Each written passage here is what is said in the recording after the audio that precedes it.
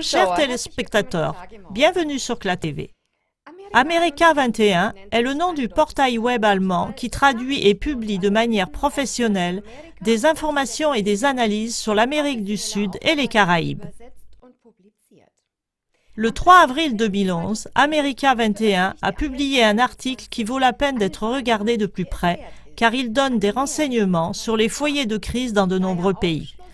L'article provient d'Eva Gollinger, une avocate et publiciste américaine qui vit au Venezuela depuis 2005.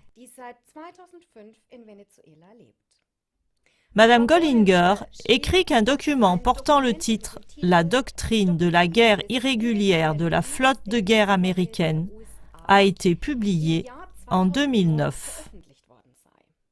Celui-ci dévoilerait les plans de Washington pour s'emparer des ressources stratégiques mondiales. Un élément de ce document serait une carte qui définirait le nouveau champ de bataille des États-Unis au niveau mondial. La carte met en évidence un croissant d'instabilité dans lequel se trouvent les pays suivants. La plupart des pays d'Asie centrale, du Moyen-Orient, d'Afrique du Nord et le Venezuela. Ces pays ont une chose en commun, ils hébergent les plus grandes ressources stratégiques du monde. Pour s'approprier ces ressources abondantes, les États-Unis auraient élargi peu à peu leur guerre sur tous ces territoires. La doctrine de la guerre irrégulière se différencie nettement de la guerre conventionnelle qui est conduite avec des troupes terrestres et ou, depuis le ciel, après une déclaration de guerre officielle, car la guerre irrégulière cible un autre but.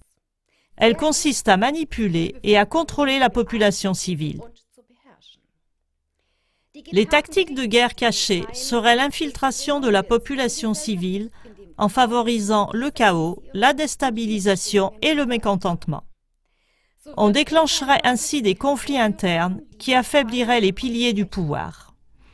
Avec le printemps arabe en Égypte, en Tunisie, au Yémen, au Bahreïn et en Libye, les États-Unis ont exactement atteint ce but, élargir leur présence militaire et assurer le contrôle sur les ressources stratégiques dans ces régions. Bien que dans tous ces pays, le gouvernement ait d'abord opposé une résistance violente, Washington n'a lancé l'invasion militaire que dans le cas de la Libye. Car ce n'est qu'en Libye que le gouvernement de Mouammar Kadhafi a résisté avec persévérance. Dans les autres cas, les gouvernements se sont soumis volontairement à l'agenda américain. L'exemple de la Libye démontre jusqu'où le gouvernement américain est prêt à aller si un gouvernement avec de grandes ressources stratégiques ne joue pas le jeu comme il le souhaite. Leur plan de changement de régime serait imposé par tous les moyens, dit Madame Gollinger. Selon Eva Gollinger, le Venezuela serait aussi clairement dans le collimateur de Washington, car là se trouvent les plus grandes réserves de pétrole du monde. Celles-ci sont extraites par la Société nationale pour l'extraction du pétrole.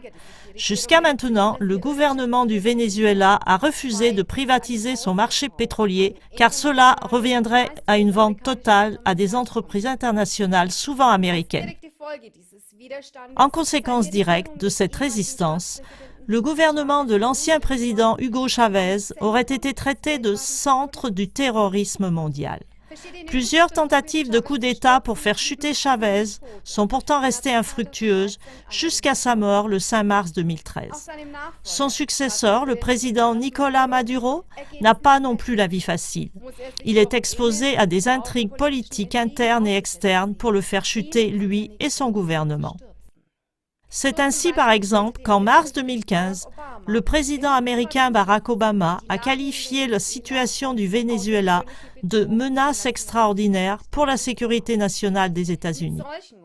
Avec des suspicions telles que celle-ci et d'autres, Obama a justifié les sanctions décidées contre le Venezuela ainsi que d'autres mesures qui doivent au final mener à la destitution du gouvernement de Maduro.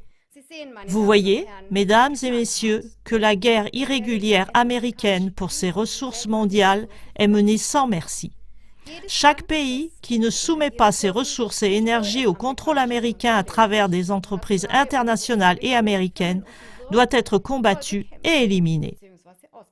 Dans quelle mesure cela correspond maintenant aussi au cas de la Russie? Nous le verrons dans la deuxième partie. Je vous dis au revoir et vous souhaite une bonne soirée.